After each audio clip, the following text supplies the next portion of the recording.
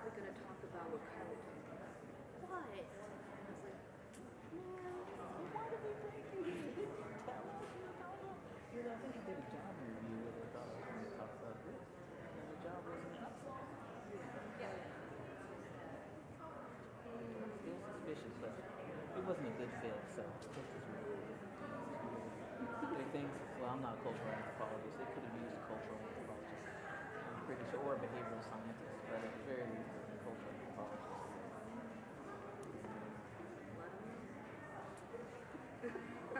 No, I can't let them know. It's too bridge burning for him to say, hey, y'all are strange.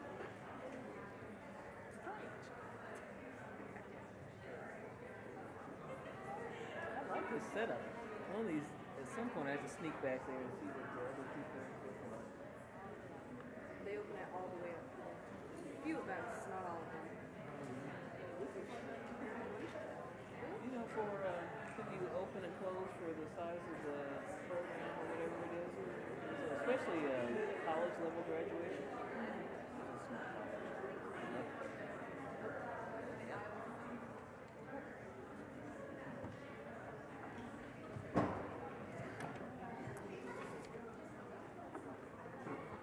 Good evening. Good evening. My name is Kylie De La Cruz, and I'm a student project manager at the Clark Forum for Contemporary Issues at Dickinson College. On behalf of the Clark Forum and the Departments of Anthropology, American Studies, Geosciences, and History, I'd like to welcome you to tonight's event, Finding Unity in History, our community process recovering victims of the 1921 Tulsa Race Massacre. At this time, I ask that you silence all cell phones and electronic devices. In the event of an emergency, note that accessible exits are located on the west side of this building behind me. There will be a question and answer session immediately following the program, so please hold all questions until that time. During the question and answer session, we ask that you keep questions succinct so that everyone who wishes may have a chance to ask their question. As a show of respect for our speaker and everyone in attendance, please stay until the end of the program, including the question and answer session. Before we begin, I would like to take a moment to acknowledge that Dickinson College is on the unceded lands of the Susquehannock Nation. We acknowledge the many indigenous peoples that lived with these lands, as well as the thousands of indigenous children forced into the Carlisle Indian Industrial School, starting in 1879 as part of a federal cultural eradication effort. I was a junior in high school when I first learned about the Tulsa Race Massacre. In my ethnic studies class, we watched a documentary on the history of Tulsa, Oklahoma, and the ongoing efforts of community members to reconcile with and heal from the past. A few days later, in my American history class, we read a short passage about Black Wall Street as part of our economics unit. It was never brought up in that class again. But that film and our following discussions in that class had hooked me. I wanted to know more about the history I wasn't being taught in the school's standard curriculum. I wanted to know more about Black American history. The common assumption that African American, Black, and Africana studies are just about the study of systemic racism and slavery eclipses what these disciplines are also about: the study of histories and legacies that celebrate Black joy and resistance. Nonetheless, even my Africana studies classes today have focused on the legacy of Black Wall Street as, to quote Langston Hughes, a dream deferred, of Black entrepreneurship and financial independence. What remains missing from these conversations is what happened after people were massacred, after Black Wall Street was decimated, and more importantly, after Greenwood was rebuilt. So today, I am pleased to introduce Dr. Phoebe R. Stubblefield. Dr. Phoebe R. Stubblefield is the director of the C.A. Pound Human Identification Laboratory at the University of Florida and the lead forensic anthropologist in the 1921 Tulsa Race Massacre investigation. Prior to this position, Dr. Stubblefield was the director of the Forensic Science Program at the University of North Dakota, where she developed a trace evidence teaching laboratory to help prepare undergraduate students for careers in forensic science. Her work with the Tulsa community and its history first began when she was signed on as a scientific consultant for the Tulsa Race Riot Commission in 1997. Since becoming a fellow of the American Academy of Forensic Sciences in 2007, Dr. Stubblefield has also served 2 terms as the chair of the anthropology section. In 2023, in recognition of her work in the massacre investigation, she was inducted as a fellow into the American Association for the Advancement of Science. And now, please join me in welcoming Dr. Phoebe R. Stubblefield.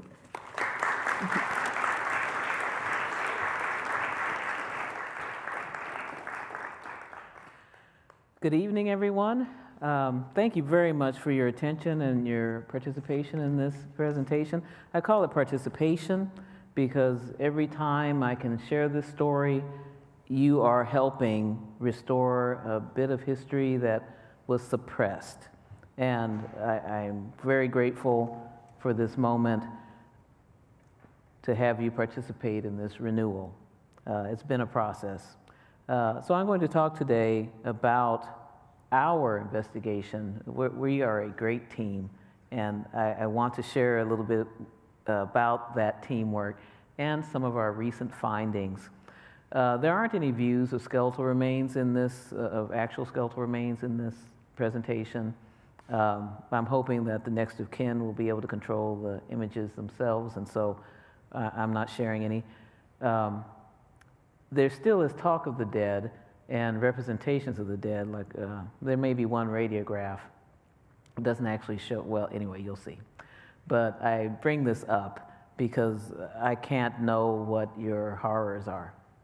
And I am going to talk about a difficult subject, so just, please guard yourself. I'm a forensic scientist, and sometimes I just have no compassion whatsoever. So please guard yourself. So I wander a little bit, that's why I got the mic, but I'll try and stay from in front of the actual screen.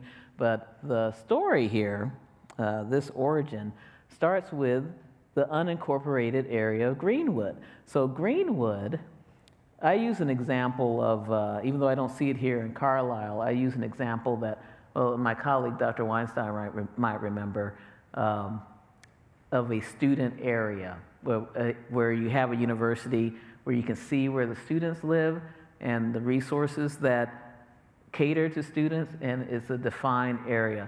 Or, I have one colleague who knows about my undergrad digs in Santa Barbara, UC Santa Barbara, and their community was Isla Vista, and it was a defined community for students. You could tell its geography and its services. So kind of think of Greenwood like that, a location with a well-defined geography, and it existed as a closed economy. So Greenwood, named after another Greenwood, I think the one in Mississippi, but don't hold me to that. And I caution you, I'm not a historian, but I'm telling a lot of history today. The Greenwood of this pre-disaster Greenwood picture here, you see it's a well-developed town. I mean, they didn't have sanitary sewer consistently. That's an argument that kept coming up. But they had electricity and access to water, and its economy existed because Tulsa, Oklahoma, was a boom town based on oil from the 1905, recently discovered at that time Glen Pool. And so of Oklahoma as its oil country. Before that, it was Indian Territory, and Tulsa had a booming economy. But and I say this with not incredulity, but just a little bit of amazement, because I grew up in Los Angeles and did not experience this culture, the Tulsa community had a belief that, if I need a servant, and I'm using that word loosely, but if I need a servant, then I need a black person. And I discovered that culture because I read a lot of newspapers for the 19-teens onward, trying to get a fix on victims of the race massacre. And I may say race massacre or race riot interchangeably. Please understand I'm talking about the same event. And in those newspapers, I ran into an article from the city of Anita, Oklahoma, in which they were crowing about how we train our teenagers. Our boys and girls are trained in skills. We don't have a single black person. And at the time when I read that article, I did not know that there was this culture of, well, I need a laundress, I need a driver, I need a cook, I need a nanny, I need a servant. So Greenwood, there has to be a black person to be my servant. And that was a cultural practice that caused money to flow into Greenwood, but it didn't flow out very well because if, as a person of color, it could be quite annoying to go shopping in Tulsa because there in Tulsa, the city, even though it's right across the railroad tracks, you're subject to harassment as a person of color. And why spend your money there when you could spend it on every resource you could need that had developed in Greenwood? Movie theaters, barber shops, hair salons, the confectioners, everything was there. And so money flowed in one direction. I bring that up because of something that happens later. But this was a thriving economy. And this, just for the sake of observation, because I saw this going on when I was in New York a couple of weeks ago, that culture of, I need a servant that has to look a certain way, it hasn't gone away. We don't have it as much now. And I mentioned I grew up in LA and didn't know that that was a thing, despite that I could have. I was too young to pay attention to what I was seeing. But in New York, I couldn't walk from my hotel to where I was presenting without seeing examples of the servant looks a certain way and only a certain way. Any guesses what I was seeing? Black people. Yes, doing one thing. Taking care of white babies. Ding, ding, ding, ding. Yep, you get a star. The nannies were always women of color. I mean, I'm pretty sure those weren't their kids, but you got to bear with me. I don't actually know, so, and I wasn't surveying, but I would see that repeatedly in my walks that, oh, nannies are still black. And, but I like to think we have more choice nowadays. Who do you hire? Who do you go? What job do you choose? So, sprinkle salt on that the way you like. So the events that lead me to being here today started with technically it started in the elevator at the Drexel building. The Drexel building's still there in Tulsa. And a young man named Diamond Dick Rowland somehow caused a woman named Sarah Page to call out the scream while she was in the elevator. She was the elevator operator for the Drexel building. The Drexel building was one of the few buildings where, as a person of color, you could use the restroom, but you had to use the one on an upper floor, which was why Rowland was in the building. So he was arrested later, not because Sarah Page made a claim, but someone else in the building heard her cry out and made an accusation against Rowland, and the sheriff picked him up. Now, the sheriff took him to the county jail, but gradually, because of this article, a crowd of white men, mostly men, anyway, let's say people because it's history, started forming outside the outside the county jail. And what complicated matters was there had been a lynching of a white man about a month before. So the Greenwood residents, the leaders of Greenwood, knew there was a strong chance that crowd was going to try for another lynching because that white guy, I forget his crime, some violent crime, but we'll never know if he actually did it or not because he did not live to get rule of law. So these leaders from Greenwood said, hey, we're going to have rule of law for Rowland, not another lynching like you guys had last month. But the sheriff did not cause the crowd to diminish. And it got into the wee hours, like past midnight before, and it depends on which histories you read. I do recommend Mary Parrish's history, but she didn't observe the events of what the white crowd was doing. And there is another history by a man named Phillips that he was in the crowd. So you may want to consider that one if you want another view of the events. But the crowd did not diminish, and the confrontation happened between, it was about 70 to 100 black men. They were armed and kept approaching the sheriff. It was late, getting later, and I think he was one of the deputies, he successfully disarmed several of the black men. That's according to Phillips. But then some random in the crowd, white guy, grabbed a black man's gun and said, "Give me that gun, boy." The gun just went off. It was a long gun, so it went off in the air. And according to Phillips, it could have stopped there, but no, the shooting just started en masse from that moment on. And so several people killed right then, and many of the black men, if they survived, they retreated to Greenwood, but it was a hunt and chase. And Phillips documents he went to the movie house, the white movie house, and got to see a black man shot to death on the stage because he'd come in from the outside only to get hit by a shotgun blast. And the man wasn't killed right away. And I share this, so we'll never get out of here, but I share this anecdote because it speaks to something else I'll say later. The man was carried out to the sidewalk, and the paramedics tried to come in. They got there and were going to take the black man, wounded, to the hospital. But some of the assailants were still present, and they said, "If you take him, we'll shoot you in the gut and let you see how you like it. Go help some white person." And so, but by then the man was dead anyway, according to Phillips. He did not look good. He was shot with a shotgun. And so the paramedics moved on. So, but yes, I do recommend. Mary Parrish was a typing instructor, and she was in Greenwood when the shooting started May 31st, 1921, and she was still there the morning of June 1st when the white crowd, which had stayed up all night organizing a plan to invade Greenwood and teach them a lesson, Phillips. When they invaded, the shooting got denser. They probably never truly abated over the night, and she took her daughter and fled Greenwood. And many people did flee Greenwood to further north in Oklahoma and the surrounding areas. And they were fleeing not just because there was shooting and killing, but they knew there was this idea that anyone could be a victim with this crowd coming into Greenwood. And the white crowd proceeded to systematically loot and burn the residences and businesses of Greenwood. It wasn't 100% damage, but 39 city blocks of damaged properties resulted. And the fire department was on site.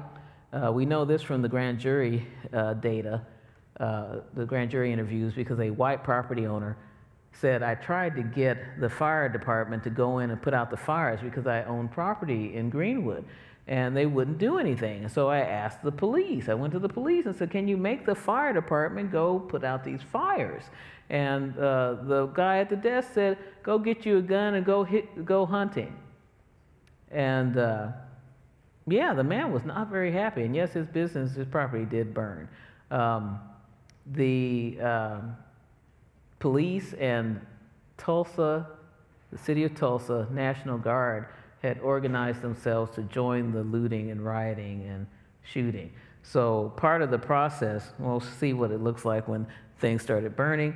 So from the Tulsa view, you can see that Greenwood is burning. And for some, it's just life as always, but in the distance, Greenwood is burning.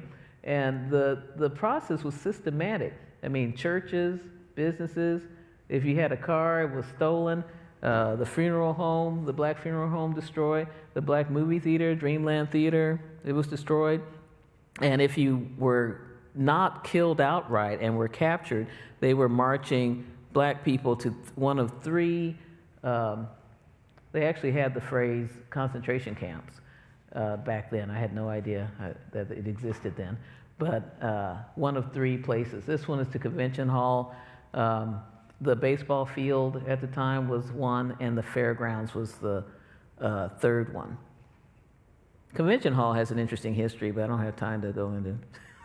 I find it a little ironic, but that's another story. So this is what Greenwood looked like from this one view. If you go to the American History of African American History, the American Museum of African American History and Culture. Any of you been to it yet? Yeah, that place is just loaded. But if you go there, you can see this particular panorama in full because it was donated to there. I mean, I'm assuming if it's still up, things are so strange. But this particular panorama was taken probably later in June, because you can't see it, but over there and over there, there's signs of rebuilding. But not rebuilding, sorry, the tents have arrived, the tents. So remember, we're still in early June. You know, it's probably June 3rd or 4th or 5th, but we're still in early June. There were difficulties in rebuilding. So right after the riot, people started getting organized. You know, if they were alive to get organized. And Mary Parrish went around and collected information about damages. And she has, in the back of her book, she has a long list of damaged property and the value. But there weren't any payments, not in a formal sense. If you had insurance, and many people did not, and you should read the fine print in your own insurance, this is a good time, the homeowners, because there was a riot clause. So if you lost your property due to rioting, the insurer would not pay. And if you were white, they probably did pay, though. But for the black property, if they were insured, because many did not have it, there was no payment. And so all this property, and I like to show this list just because it shows the kind of businesses. And pay attention, see this one. It says 2 apartments, rooming house, rooms. If you look at the 1920 census for Tulsa, you'll see a lot of rooming houses. I mean, many. It was because of Tulsa being a boom town and a service economy. One of the easy ways to make your own money was just to let out rooms in your house, and so you'd have 10 or 20 extra people. Here's an example of the process that ensued. So there were difficulties in the rebuild.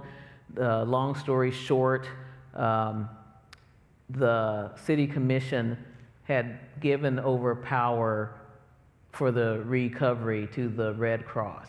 Morris Willows, the Red Cross director, had gotten an agreement from them to not do anything as far as recovery and let him handle it. So in that time, there were some immediate efforts to clean up and reconstruct. Willows was handing out tent material left and right and wash tubs so people can get back into their laundress economy, and fabric so people can sew uniforms for their kids, or the kids could sew their own uniforms. They were fully focused on recovery. But then the time span he'd agreed upon wore out. And the city, first they turned around and said, we're going to buy a cannon because we need a cannon. And Morris Willows goes, didn't you agree to spend that surplus in your budget? Remember, it's June 1st and the fiscal year changed. Didn't you agree to spend that on the recovery? Oh, okay, we did.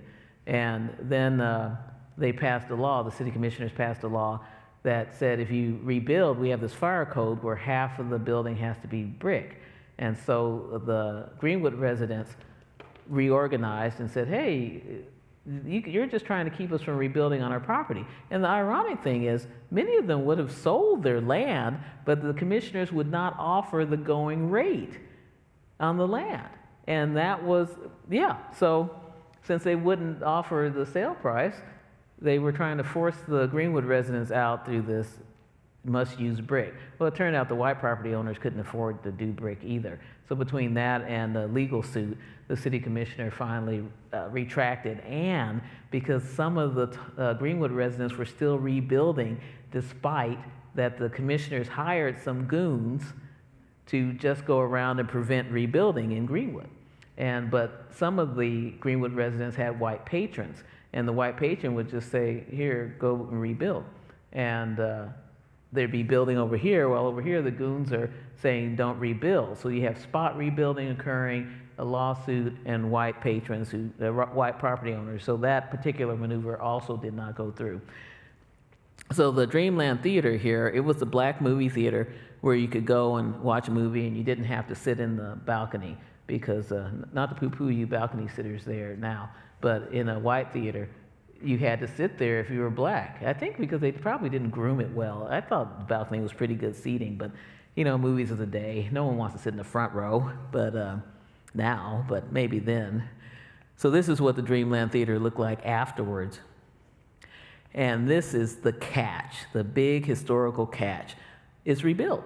It's back. The Williams family They survived. They're still strongly present in Tulsa today. One of their descendants is a senator now, and the Williams is Williams Goodwin, and yeah, they own a newspaper that's still active, the Oklahoma Eagle. So the Williams family had some legs, some longevity. So this rebuilding process is partly why this happened. So by the time this report, by the time the Race Riot Commission got started, it got started because the idea was that there was no riot. It didn't happen. That's just something the black people are making up to try and make the white people feel bad. I mean, the white Tulsans, not white people in general. And the city had gotten to a stage where they didn't believe it anymore. And despite that there were still survivors around, there was this disbelief at the state level. So that disbelief was supported by rapid regrowth because, remember, closed economy. So just because you were homeless, you still had to go drive your patron or do their laundry, even though most of it burned up with your house. So you still had to do the rest of their laundry. You still had to go be their cook. Your job did not go away, and just your means of spending it on anything else. And so Greenwood grew back. So by this time period, Greenwood was much reduced. By the time I became aware of the race riot, which was when I was invited to be on this commission, I hadn't heard of it. I'm like, Greenwood, what is this metropolis? I didn't know of it as an economic zone. And when it grew back, and I think I have a couple of maps here, somewhere in here, it grew back, thrived till about the 70s. And in the 70s, money turned green. And by that, I mean you could be a black person and spend your money outside of Greenwood and not be harassed nearly as badly. Maybe not unlike a normal customer that's being harassed.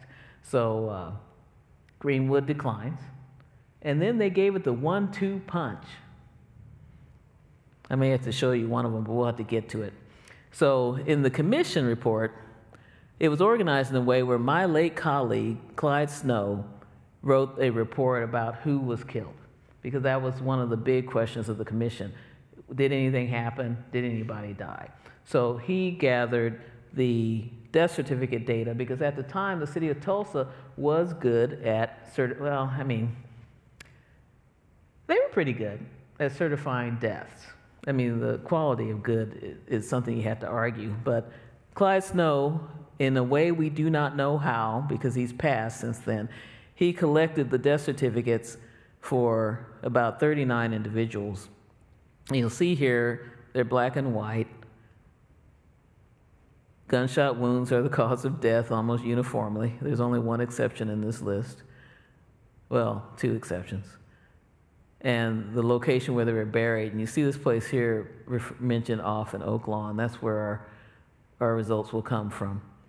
At the time of the riot, Rose Hill was the only other city cemetery, or only other local cemetery. Oaklawn is the city cemetery. It's the cemetery for the city of Tulsa at this point. But anyone could get buried there. So Rose Hill opened in 1916 so that there'd be a place where if you wanted to only be amongst white people as a dead person, you could go to Rose Hill. So let's get this other list. So you'll see here still names, then we run into all these unidentified that were black. Some logically, you see here, 4 of them Burns, but some just unknown. They just didn't know who they were. And how much effort they put into identifying them, we'll just never know. We just can't know. And so they were buried as unidentified. This infant here, if you read Mary Parrish's history, she notes that she encountered a family that had a stillborn infant that they had in a shoebox they were going to bury that day, but then they had to flee, and in the process of fleeing, they lost where they left the box, and the city found the shoebox, and so the infant was buried with the other black individuals that were buried on June 2nd. So keep in mind that most of the black people in town, if they're not crammed into servants' quarters in someone's house, because that was a lot of the safety too, people brought into patrons' houses, they're in a concentration camp. So it was the habit of the state or at least the counties around Tulsa and the county, Tulsa County, to bury anyone within 2 days, pretty close to 2 days. And I know this because I've read a lot of death certificates for Tulsa County looking for related deaths, because I can't ask Clyde how he collected his death certificates.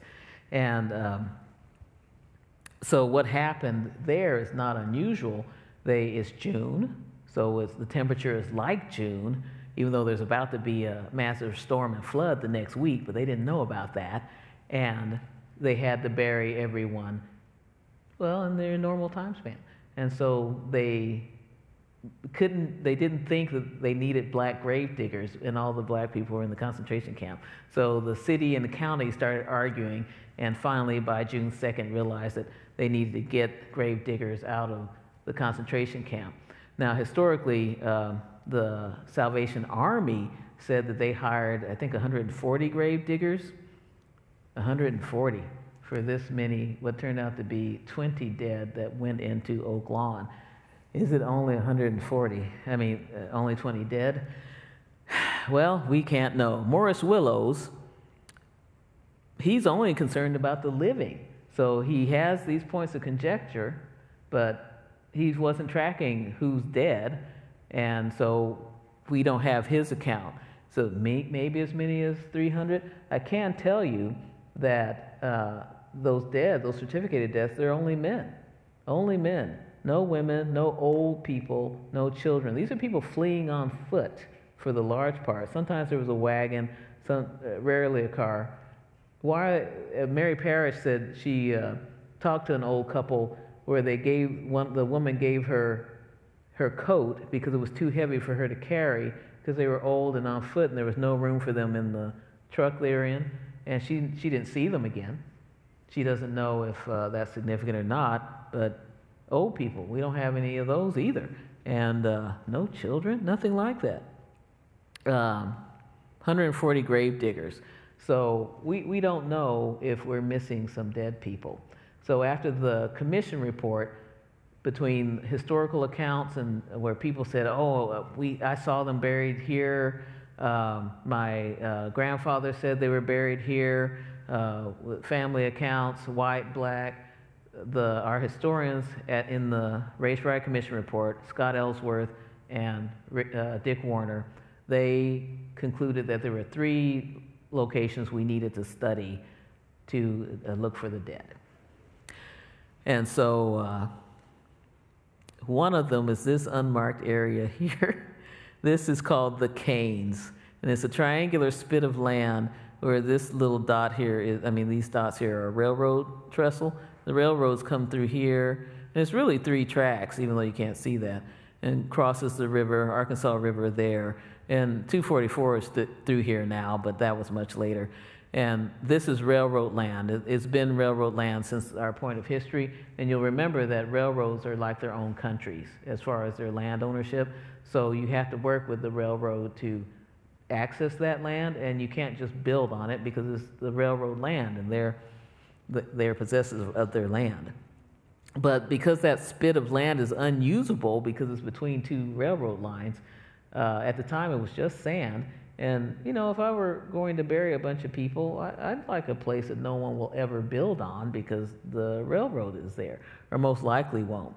So the catch is that this part of land is connected to this area, which is, all of this is New Block Park.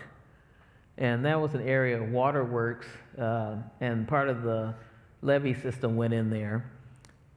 But it's part of the folklore. They were buried there at New Block Park. It was a park at the time, too, though. So we're not sure if this isn't a conflation of this area, because you can literally walk from here. Give or take that you'd be hit by a train, you could walk from here to there. And so, same spot, we don't know. The third spot is not a spot for unknown, it's not a spot for deaths that we think the state was trying to hide, or the city trying to hide. It was a spot for where during the recovery, black people buried other black people as they encountered them in the rebuild process. And that was this place here. now it's called Rolling Oaks Memorial Gardens, but back then it was Booker T. Washington Cemetery. And it was a black-owned cemetery, and part of it was dedicated to an indigent burial ground. And so those are the three places that were located during the event. During our early investigation. Now, the Race Riot Commission produced this report, and that was that. So that was 2000. At least my copy has 2000. Some of the other copies have 2001. And the commission didn't do anything else. It decommissioned itself, and that was the extent of the work that was done. So, I spent time contributing what a forensic anthropologist would do if we ever investigated. We never investigated. So, yeah, we just moved on. Now, I became involved because of these people. This is Ellis Walker Woods. He was principal of Booker T. Washington High School, which was a black high school in Greenwood at the time of the race massacre. The high school was not destroyed, unlike the hospital and many, many other buildings. And that's his second wife, Ann Woods. She was a Riddle before, Anna Riddle, but Woods. And she's my great aunt. So she was they were in Greenwood. Their home was destroyed. It was one of the nicer homes on Greenwood because he's the principal of the high school. And on the morning of June 1st, when you would think the fighting would be over because the Oklahoma City National Guard has come in to put an end to this rioting, because the Tulsa National Guard could not because they were too busy rioting. So the Oklahoma City National Guard came in after the mayor of Tulsa made a request to the governor. They got there at about 10:30, 11, and then there's no activity, nothing seems to be going on, and the Tulsa police went and set fire to the nice homes on Detroit Avenue, including theirs. And then the ceasefire was called. The Oklahoma City National Guard said stop shooting and started, and they themselves, they didn't care what color you were. If you kept shooting, they shot you. One of the death certificates in that list is for a white guy that couldn't figure it out. So these were my only relatives that were there at the time. Okay, oh man, this is a skip. So what was it I said we would do? If you're not informed about forensic anthropology, what I do is I try to provide people with information about the identity of human skeletal remains. Sometimes I tell people that that's not bone, or more often, those aren't human, because things like pork bones, turkeys especially, and deer, and if you're amongst wild pigs will come in and they'll go, is that human? Especially the pig, half a pig, a mandible, is it human? No, it's not human. But I get the question, and so I answer that question. But your skeleton, in the way that you think you resemble your relatives, especially like your cousins and aunts and uncles, in that way, your ancestry is tied into your skeletal remains, not just this soft tissue shell. How old you are within certain era ranges is determinable from your skeleton. We have some favorite locations we like to examine for your age, approximate age at death, and how tall you were. We have good tools for estimating that. And then maybe, was there something about you that was interesting skeletally? You may not have known it, but you may have seen it on an x-ray, or maybe you had dental work, so you produced a medical record.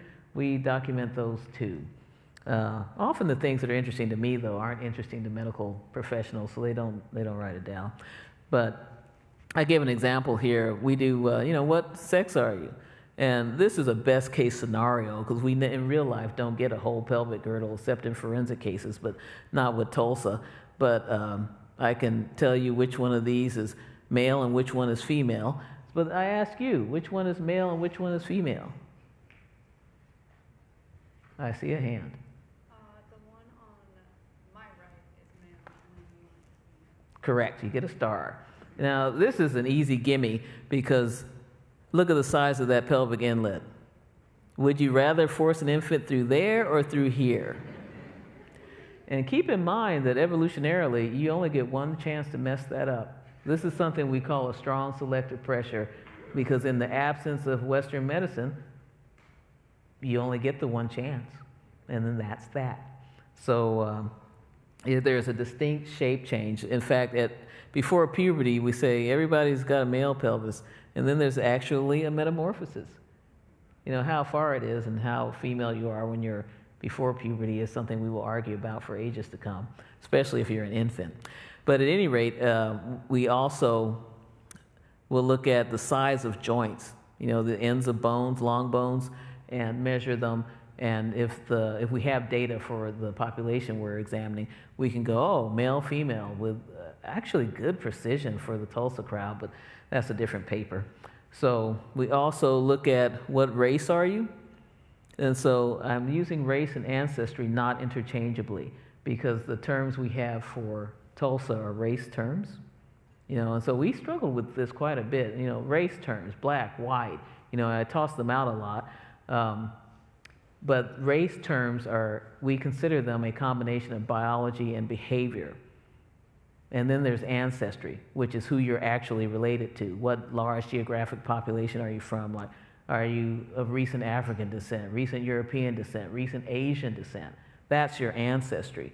But your race, unfortunately, is whatever you say it is and whatever the other person you're talking to says it is. You're both right and wrong simultaneously, because you get it's arbitrary. But the catch is we're looking for people that will use a race term. So we looked at ancestry from the skull usually to try and get to their race term. And then with our population, we are dealing with concerns about Native American ancestry too, because there are concerns for that. Oklahoma is still Indian country, and the Muskogee Creek have the reservation that most of Tulsa is on. So if we hit people who are Native ancestry, are we violating Native burials? So we've been trying to, we were very concerned about that early in the investigation. It turned out not to be a big concern, but I'll show you why in a second, partly why.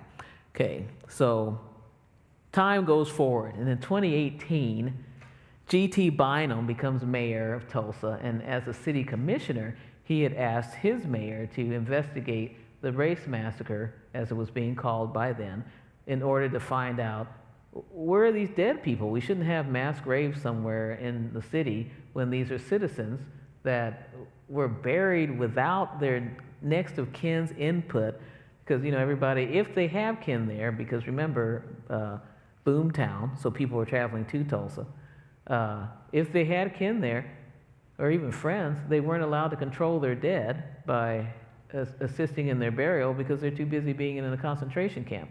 And you couldn't get out of the concentration camp as a person of color unless you had a white patron. That was something that Mary Parrish was irate about, because she had never needed a white patron before as a typing instructor turned reporter right after the event, but she found one pretty quick so she could get out of the concentration camp and start collecting data. So Mayor Bynum wanted to address this issue of where are the dead. So he formed this network, these 3 committees. This is the committee I'm in, the Physical Investigation Committee. It's headed by my colleague, Scott Ellsworth, the historian that was active in the Race Riot Commission report. You know, if you want to read another good history, read his history in the Race Riot Commission report. Don't read his book he wrote, he based his dissertation, that the book derived from his dissertation. Don't read that one, Death in the Promised Land. Read the Race Riot Commission report. But he doesn't do anything physically, but he still informally chairs this committee.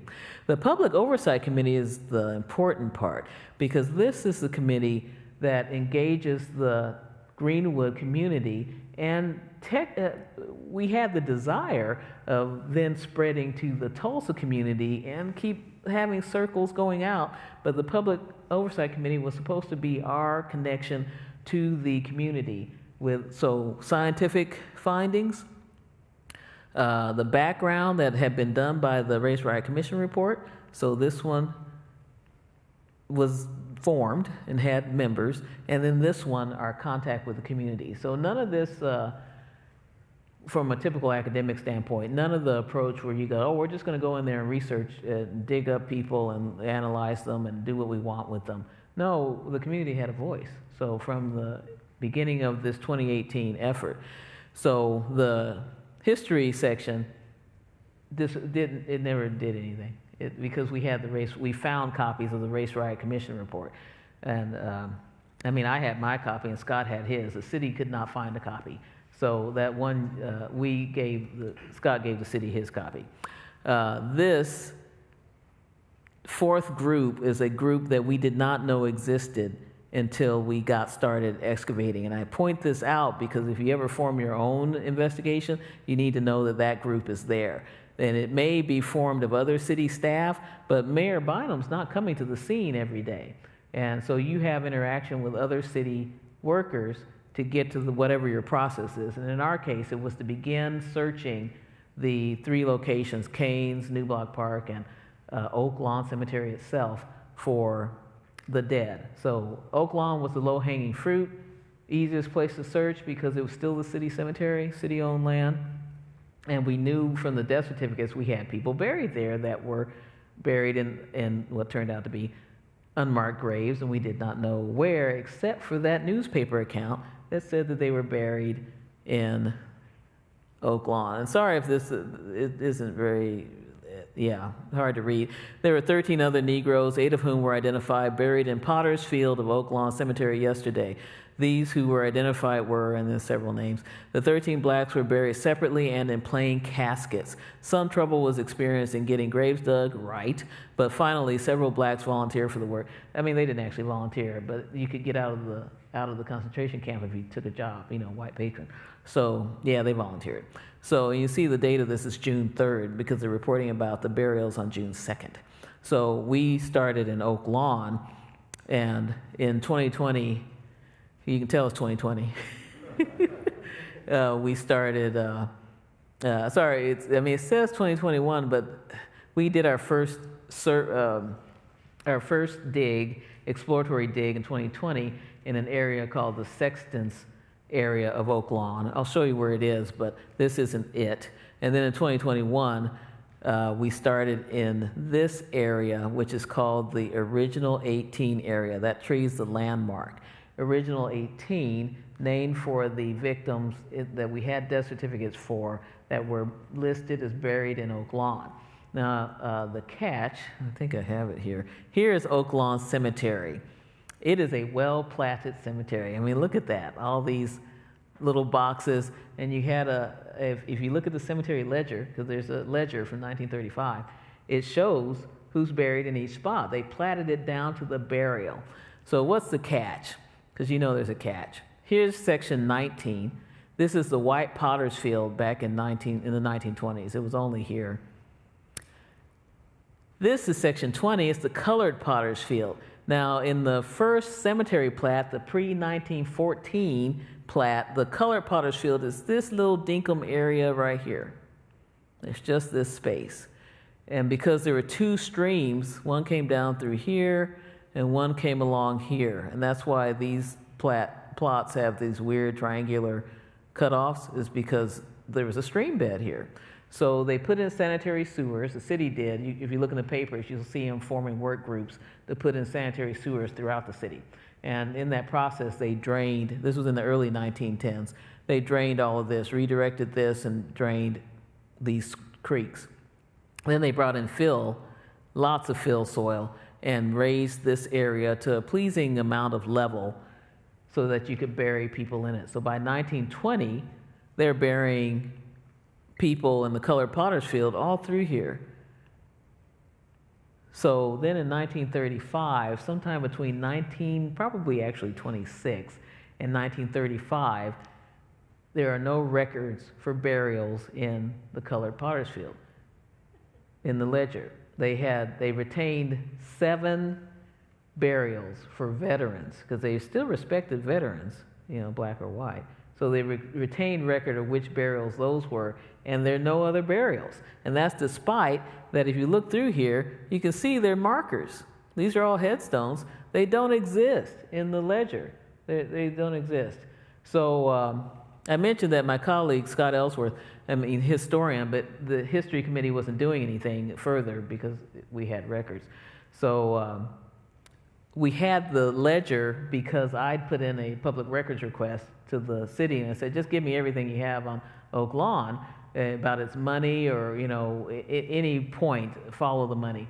And the ledger comes to me, and I see, oh, 1935, they certified Section 20 as empty. I mean, they just didn't put anything there. And then I also got a spreadsheet where the city had done its own marker survey. So it knew that there were headstones there, but when we started our investigation in 2020, we didn't have those records. And so we did not know that the city knew that there were markers there, and the city personnel did not know. I mean, they could see there were markers, but they didn't know that they had records that there were markers there because they were working from a different spreadsheet. So even the city personnel didn't know that there was historic documentation of this cemetery. The other thing I just wanted to point out is, so some of these dots are the veterans' burials, and I just didn't get to putting in the other three, and turned out 2 of them were unknowns, and their burial number isn't set. But the survey that the city did on markers, it has the burial number and row number. So that, you know, if you start at the top of the row, you could walk to that burial today, just like it's documented in their marker survey. And I'm like, so if they hadn't thrown out the records, we would be done by now, because we could have gone directly to the burials and dug them up. But instead, we have just many headstones and no records. Okay, so we're getting into 2021, but this is what the cemetery looked like underneath. And these are all burials that have been exposed to some degree and somewhat exhumed. And we're starting to get to our findings. So who's the we? And this year, the city worked with us and my colleagues at the University of Oklahoma to do excavations where the city would remove overburden, and my colleagues at the archaeologists would do the hand excavation. By 2022, we had hired a contract firm, Stantec Inc., to do the hand excavation, because it was just inefficient for the city employees to be sitting around there waiting for us to need more large soil removal. Underneath there, we have found this order everywhere we look. There's one burial, one person. The only exception are infants. And so, but here, speaking of infants, this is an infant row. So they're buried in one burial, and then there's this guy.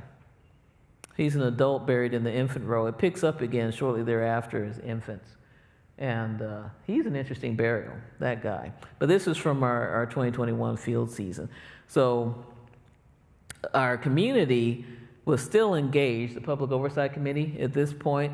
We had an escort system where we would place the remains in it's a large cardboard box. It's called a cremation tray, because it's the cardboard box that you could put a casket in, or another box, or just the remains, and fasten it shut and then slide it into the retort.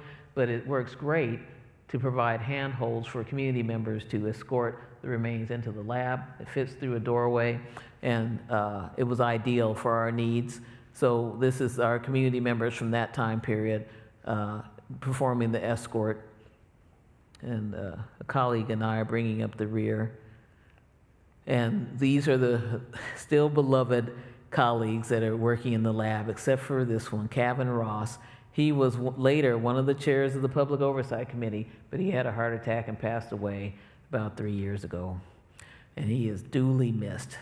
These are some of my forensic anthropology colleagues.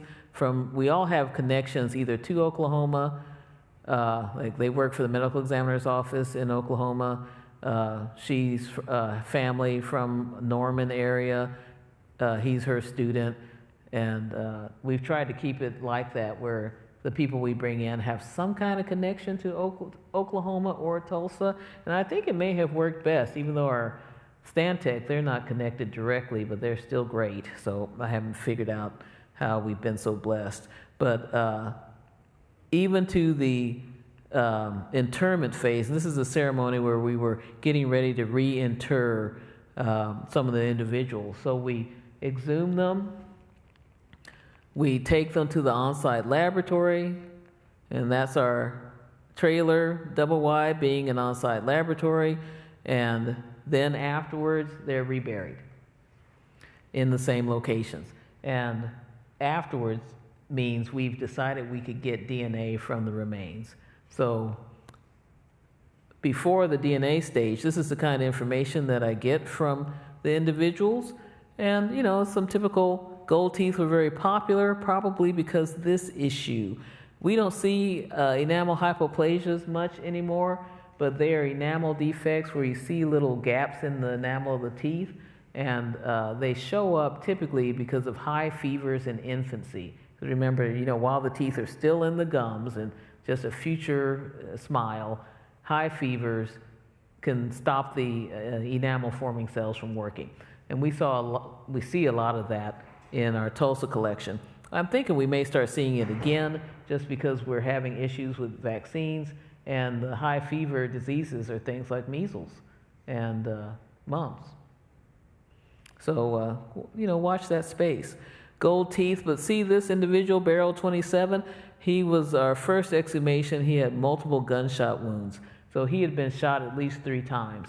So this was the person that started the question of, how do we know the person's a victim from the race riot and not just someone shot multiple times and buried in the potter's field?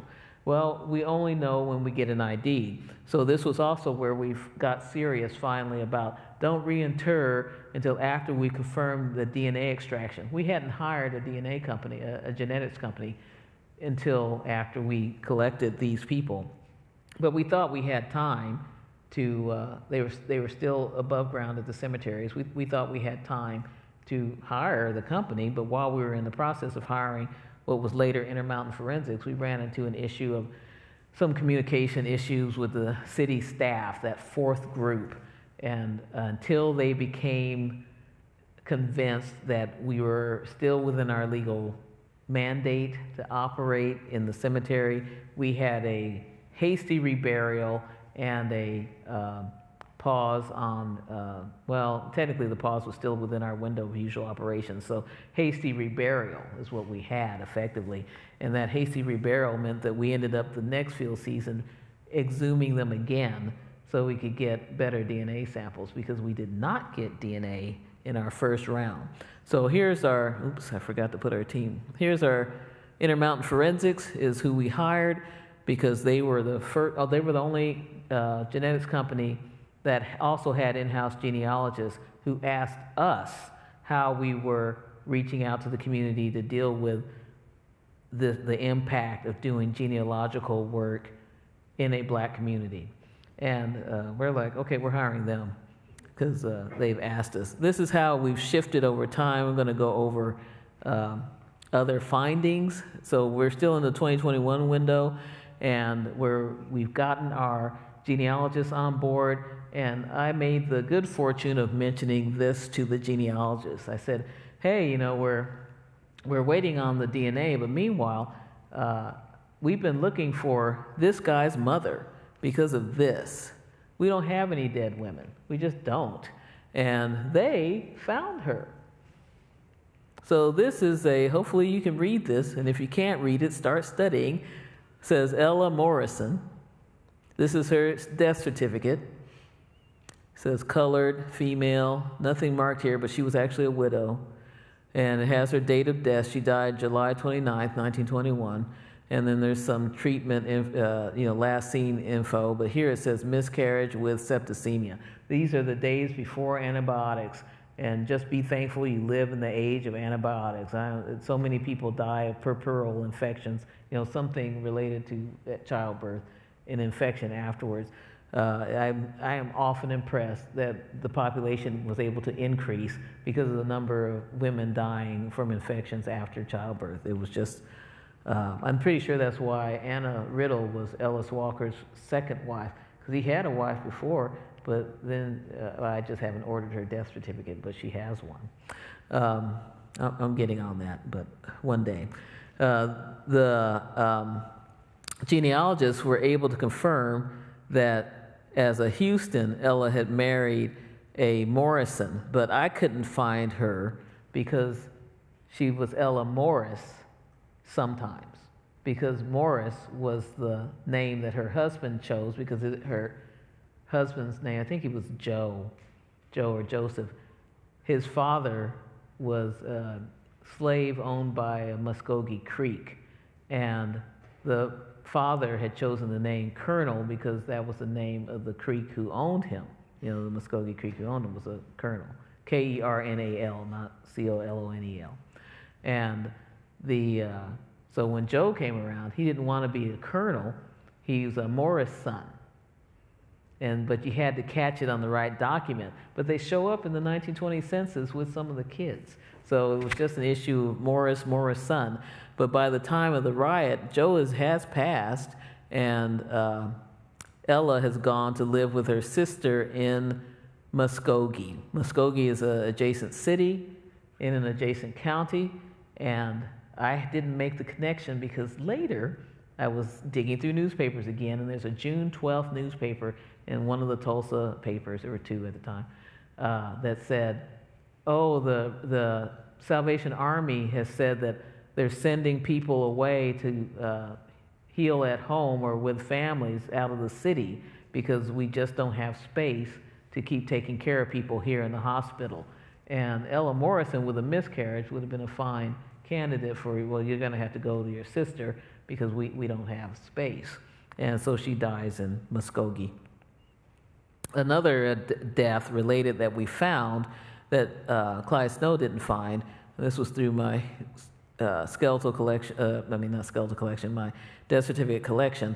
John White, his death was recertified. So we think he's one of the unidentifieds that Barney Cleaver, and that's what this Barney Cleaver, he was the black deputy sheriff at the time of the riot, and he does identified by, is what it says, and that he was dead at, and it's on June 1st, and it says at Undertaker's. I'm hoping that actually means he was observed dead at the Undertaker's, not that he died at the Undertaker's, but he might have died at the Undertaker's, because remember, if you're a gut shot, they just left you to die and waited till you died.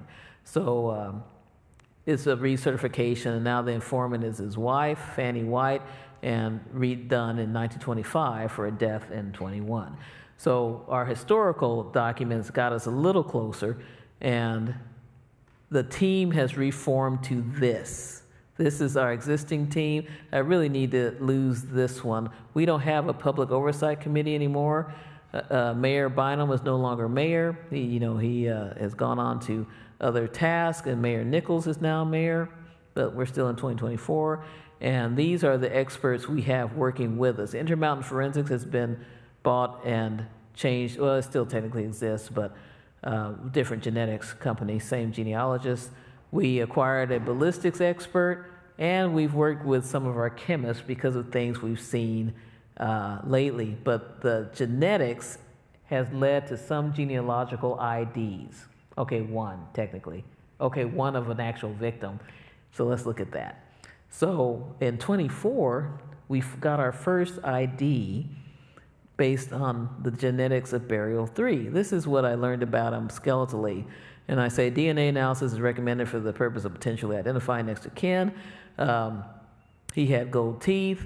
He had a height that wouldn't help us because no one was using their height then. He had something called cranial synostosis, which means this suture right here, a sagittal synostosis. So with the Greek out, it just means that this suture that runs along here had fused early in life, so it made his head narrow.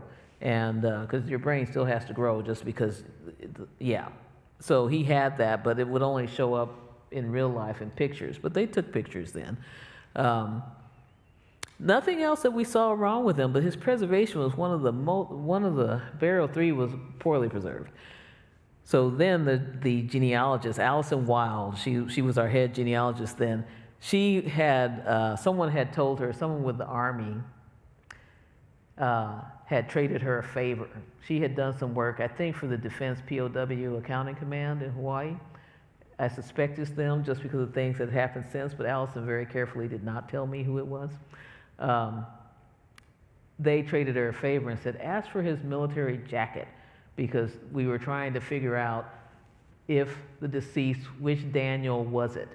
So the Daniel family at this point had two brothers we could not find historically, one who was a veteran and the other one who we just really could not find. We couldn't even tell for sure if he served, even though he did have a draft card for World War I. So she gets the jacket and sees this. She had a son, C.L. Daniel, who served in the Army during the late war. She has no discharge and is going to have difficulty in establishing his death. C.L. was killed in a race riot in Tulsa, Oklahoma in 1921, according to best information she has furnished me. We've actually had one other jacket come through with the same kind of information, where next of kin was trying to find if there were any benefits that could be had because their kin was killed in the riot. I can't disclose the name on that one yet because, well, I can't disclose it yet, so it'll just have to wait. But so by this point, his identification of C.L. Daniel occurred just before Mayor Bynum was leaving office. So we, collectively, the city, we arranged to have everyone that we had exhumed, if they were still above ground. I think we'd already reburied everyone, but we ordered markers to place on each location. And then the monument that you saw here in the background, the history committee reformed and wrote the words of the monument. So they came back. Still no public oversight committee. And indeed, if you look around in this crowd, none of the ones in the committee came to the memorial for whatever reason. They didn't come. But this is C.L. Daniel's great nieces, Stacy and Ida, and some of the other ones here on the other wing of the family. They didn't know each other. They're all great nieces and nephews. They didn't know each other until we introduced them. That is a problem, actually, because we did not have a way for us. We didn't know if they'd be nice people. We didn't know. They might have turned around and sued our pants off. You know, the city, or not mine, or maybe mine, I don't know. We couldn't know, and they didn't know they had lost a relative there. I mean, they looked through their own family records and found out that they had these uncles and which ones, and so, yes, they made the connection, but they were living in two different states. They hadn't met. They kind of knew that their cousins existed, but they hadn't met, and it turned out that they're just great. They are great people. Very compassionate and patient, because we also didn't have a process for getting CL back to them. We have just now formalized how to produce the death certificate for one of these individuals. You know, this is 24, and here in 26, we finally figured it out. It didn't help that the state of Oklahoma changed its death certification process in between there, but in the best case scenario, you don't do a press conference saying you've ID'd the person before the next of kin knows you've ID'd the person, which is what we did. Yeah, the press found out first. But on the other hand, we kind of needed that to happen because the mayor needed that win because of the the Public Oversight Committee having retracted its activity, so to speak. I'm being nice in the way I say that. So the local, it wasn't the Veteran of Foreign Wars, it was, oh no, it actually might have been the VFW, got behind making sure there was going to be military honors. And they're still trying to help get CL moved, but the family has to make that decision. So I'm still waiting to hear if they've made that decision. So CL was identified, no trauma. We don't know what his cause of death was. What have we found? Oh, there we are again. That we're still a great group. So here we are towards the end there. That's Scott Ellsworth. And here are my colleagues showing up again for the 2024 and 2025 seasons. And Carrie Stackelbeck, I have to mention her because she's a state archaeologist for the state of Oklahoma. And Brenda Nails Alford, who is a descendant of survivors of the Race Massacre. The Nails shoe and record store was a great concern. It was it was quite functional business in Greenwood until the Race Massacre, and they did not make it back. And her knowledge of that event was that her uncle and grandfather had a thing about shoes. That was all she knew. They had a thing about shoes. Not that they'd owned a shoe store and a chauffeur business, and it didn't make it back. Other colleagues, and our city employee that I like to include because he's there every year, Curtis Curry, C. Curry. He's there every year. We're a team. Now, this is our area that we've excavated so far in the colored potter's field. And so it still extends up further north, but the further north we go, we run into the original landform, like that's what these two spurs are. And the Clyde Eddy area is for Mr. Eddy, who as a 10-year-old cut through the cemetery on June 2nd and saw the burials. He saw crates, he said, that he peeked in one and saw a dead body in it and got chased off. And he was sure this was the area that he saw them staging. We could not find any burials of interest in this area, very few actually. Here's a slightly better view. So if you look at this little dog leg hook there, you see it again here. And this is the area that we have investigated with more success. Burial 3 is, I think, this one. And pay attention to these numbers, 194.5 and 135. But all of these numbered ones are burials we've exhumed, or at least the blue ones are burials that we've exhumed. The green ones are ones that are interesting for other reasons. So these are all the individuals we have that have had signs of ballistic damage, definite signs.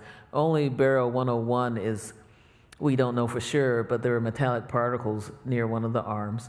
And everyone else, see 27 with his multiple gunshot wounds, 42 has a cranial gunshot wound, just one.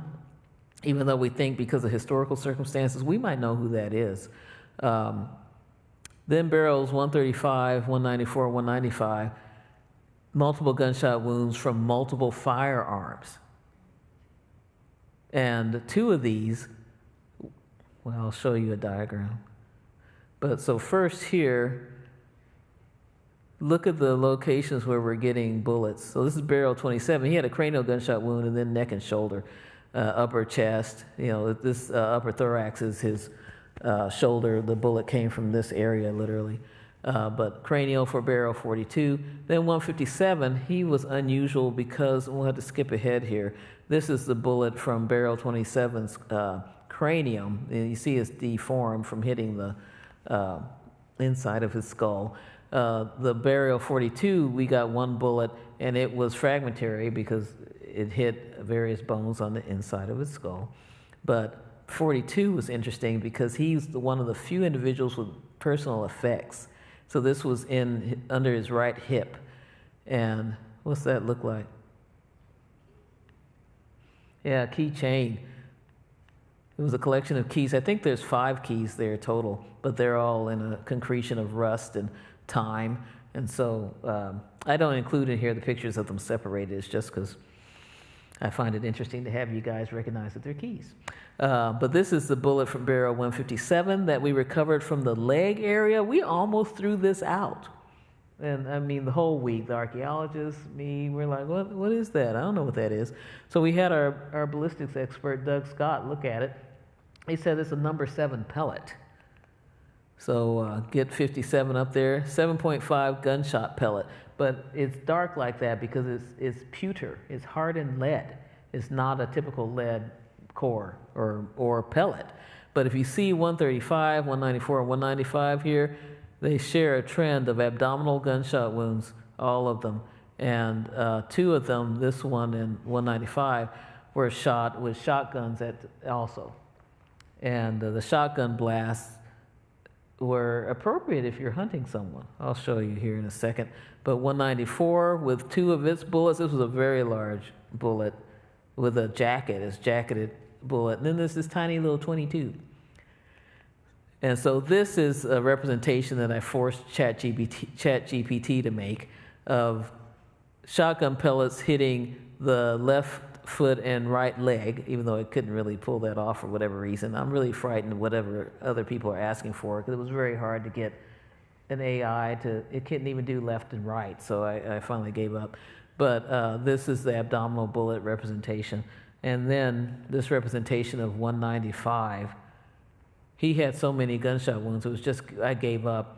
But he had shotgun scatter all the way from his chest to one of the legs, and that probably is the correct leg, but with ChatGPT, this guy looks like he's wearing pants, so I'm not entirely sure what's going on there. But he had this core here, it was deformed, but it was from anterior to posterior, and it had embedded in his sacrum, or struck his sacrum. Pieces of the bone were embedded in the bullet. And this one was probably a shot in the back, from the back. The vertebra was damaged.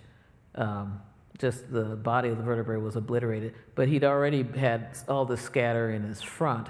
So I can't tell you the sequence of events, but we lost information for this individual because he also had, he'd been burned. So none of the extremities were recovered, just his torso and legs and back of his head. There was something interesting there, but again, time. So since 2021, when we really got serious about exhumation, since then, and between that, our collective data searches, the actions of our genealogists, and just the support of the city overall, with or without our community input where we want it to be, this is our summary so far of the Oaklawn dead. And I added Ella Morrison just because I need to add her, because she's our only documented woman, even though I suspect there'll be more. We still have several unidentified, but I gave up one space for C.L. Daniel and one space for John White. So, and I removed the infant because darn it, that infant's still there. Okay, but we haven't had any luck getting DNA from infants, so I doubt we'll ever make any connections. And infants don't really exist historically. I mean that may seem like a harsh statement, but they don't exist historically. You know, the people have infants, they don't show up on the census. Unless you catch the person in that generation, you're not going to ever get someone to acknowledge historically that relative existed. So they don't exist, even if you do get DNA. And unfortunately, women are oddly enough similar. So, you know, if you're female out there, do all the things. Buy property, get a driver's license, vote, whatever. Do all the things. So this is where we are now. So the monument is still there in the cemetery if you'd like to go see it, and we will probably this season pick up all our monuments and dig under them so that we can finish off our search for the victims. But we still have our team as of the 2023 or 2023 and onward team, and because we have a new mayor, Mayor Nichols, we're hoping for a reinvestment of the community, the public oversight committee without the committee. And we'll see if that happens, but hopefully we'll be in the field again this fall coming up. So thank you.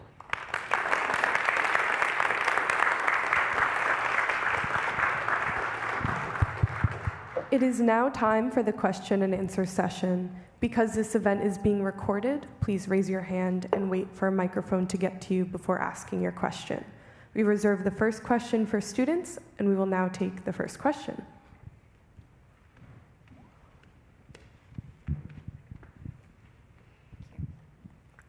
I just wanted to say thank you so much for the work you're doing, but also coming here and explaining it all to us. I was wondering, you mentioned the other two potential burial sites. Are there any plans in the future to try and get those excavated as well, or are you just focusing on Oaklawn and then seeing where the future takes? So the question is about our other favorite sites for investigation. We have not given up on the Canes or New Block Park. The Rolling Oaks / Booker T. Washington Cemetery, very low probability. I can't say we've given up, but it's privately owned. And between my bad mouthing of the nature of the cemetery, because I have not been I haven't expressed a lot of foresight in how I describe that cemetery because it's chaotic. It just makes me exhausted looking at it because it's a first burials, and then on top they put cremation burials. So, and there's no rhyme or reason to the naked eye. So hopefully we'll never actually look there. I think we'd have to exhume the entire cemetery. It gives me agony, as you can tell. But the Canes, we did get enough of a relationship with the railroad to do a survey of the part that doesn't have tracks on it. A third track was added after 1921. So we don't know yet if we'll get a relationship where they'll take their robot out there, there's a robot, and it picks up track and lays track. So if we can catch that window, we may get to do, it may not be GPR because the GPR doesn't, it gets interference from the actual trains when they go by. They send a signal to the GPR. And the other two tracks, they're live tracks. All the tracks there are live. So but we do hope to, since we did the first survey, get a chance to do that. So that looks likely. I just don't know if we'll all still be working by the time that happens, but we have hope. The New Block Park, the city has investigated using that space for affordable housing, which would mean surveying the whole area. So the city is thinking maybe we'll get to investigate at least the part that's not under the dikes. But even the dikes get renewed. And there was a Army Corps of Engineers effort to survey and maybe repair the dike system there, but I don't know what the outcome of that was. That's a question for my archaeology colleague, the state archaeologist, So, yeah.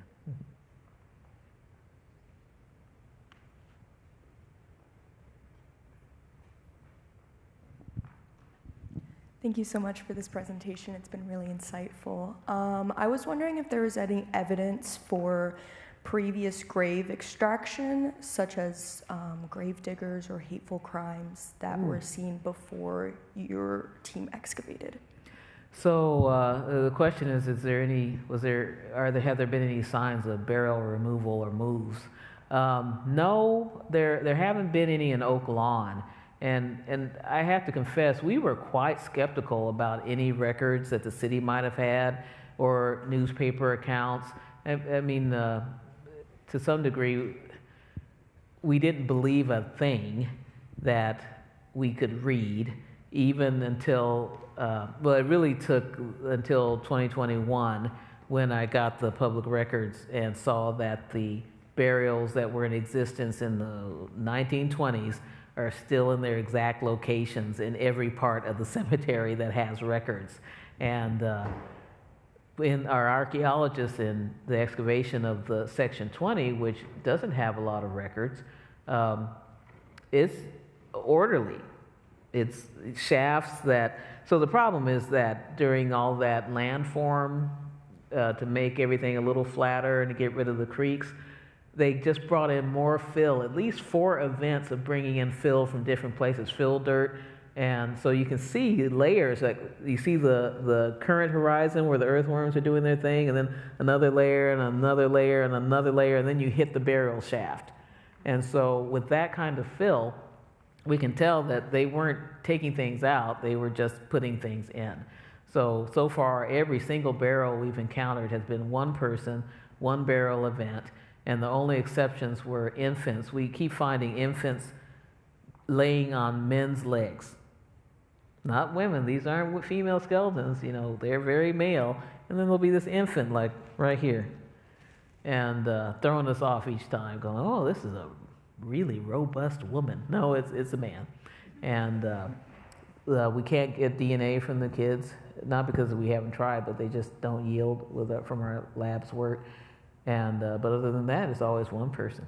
And no intrusive burials, no sign that anyone bothered to dig. But keep in mind that it took a while, probably at least to the 1930s, before, like the Tulsa Tribune, who submitted that article, they had shame in that first week. They kept producing articles, unauthored, that said, we need to help our neighbors to the north. We need reparations, because their article incited the mob in the first place.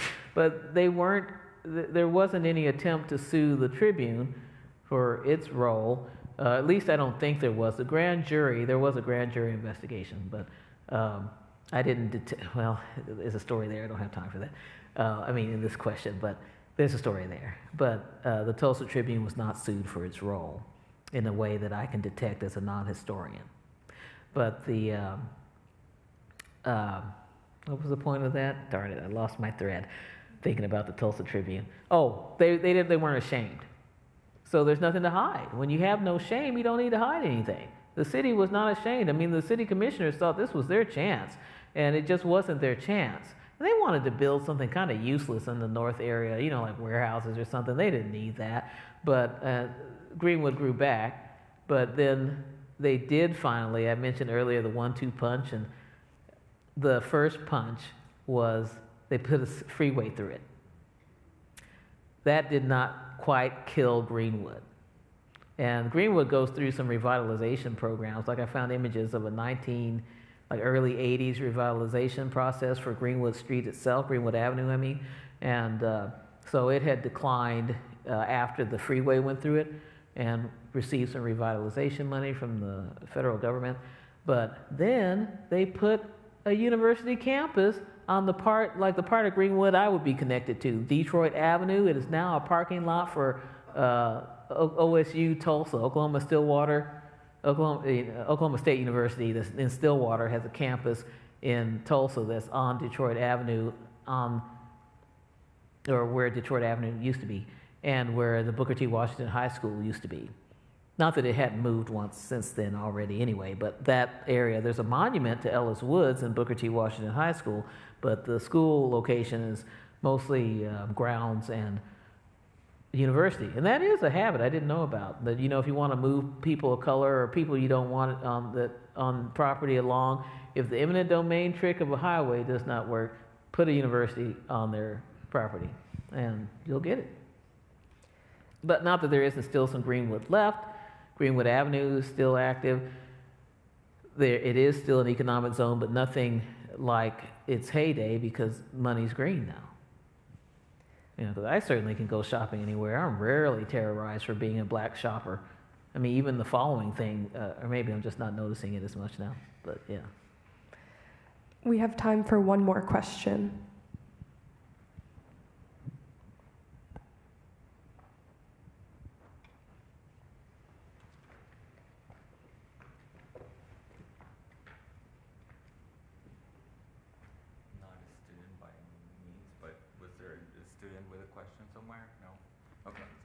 You've got dibs.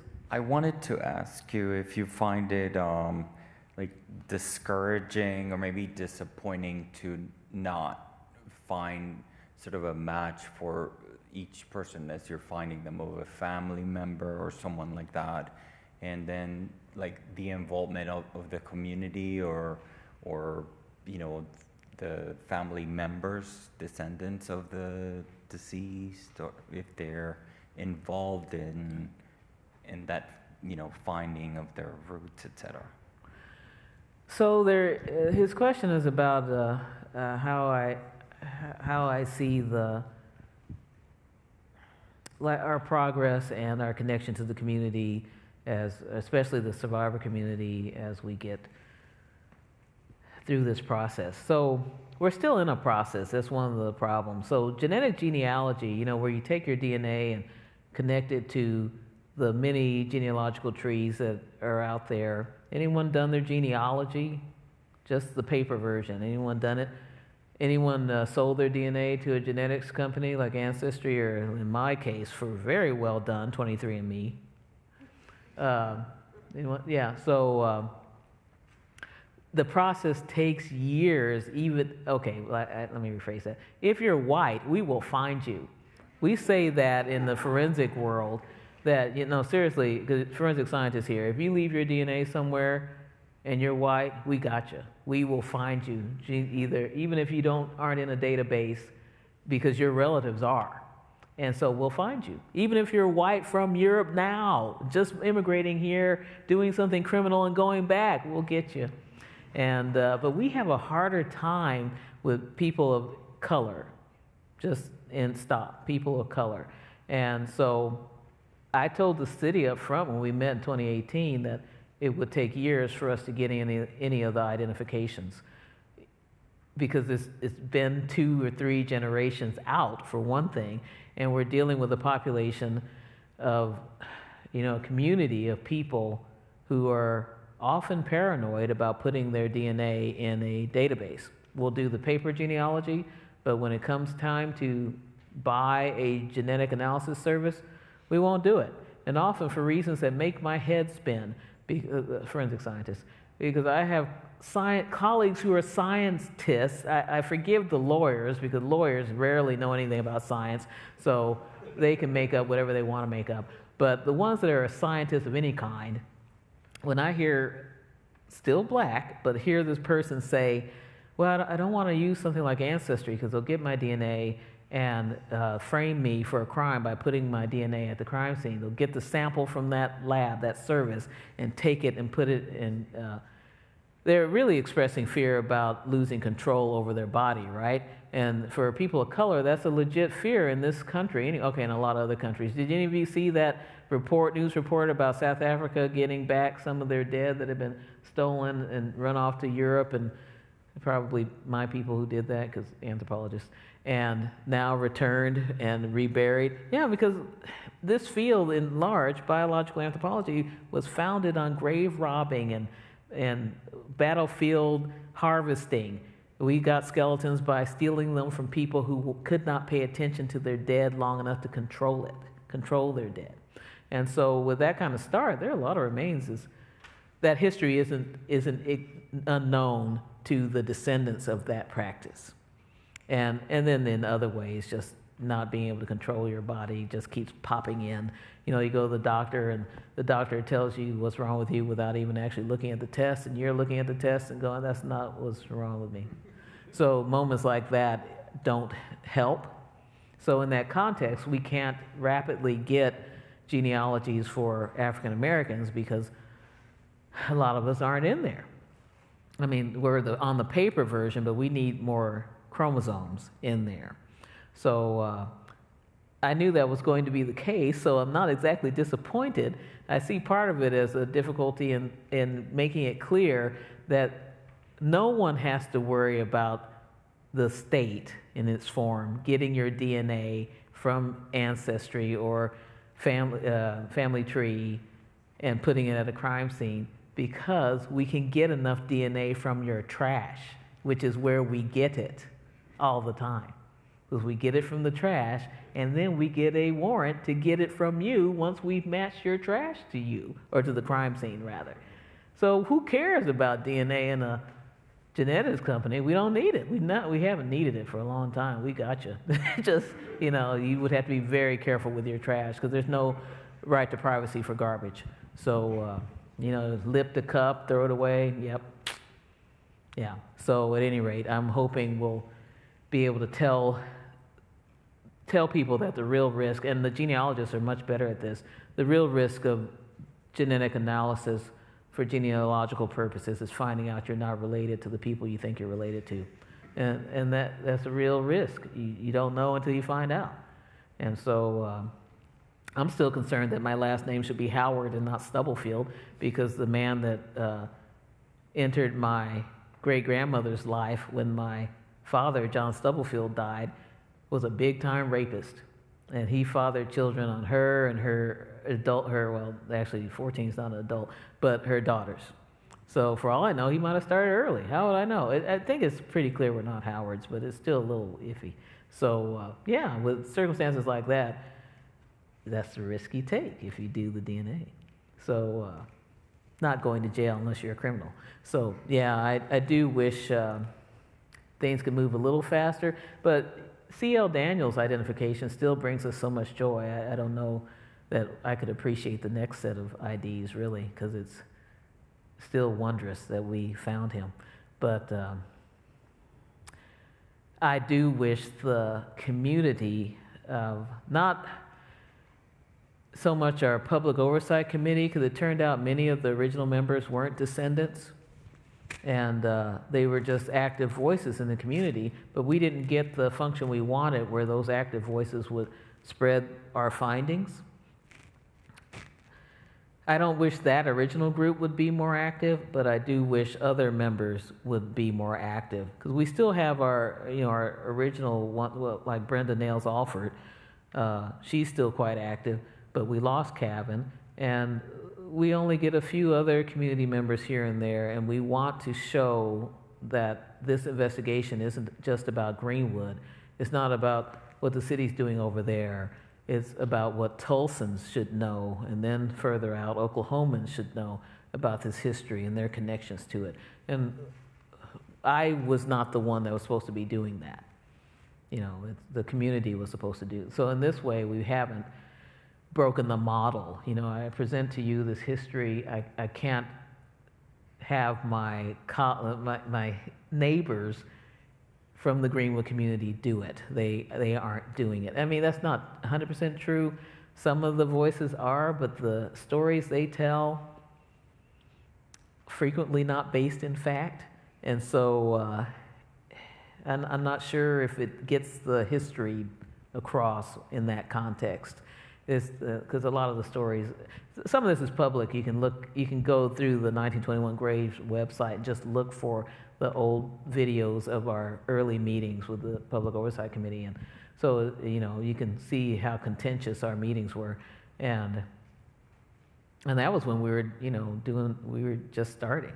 And often there's just a lot of rage and hurt, and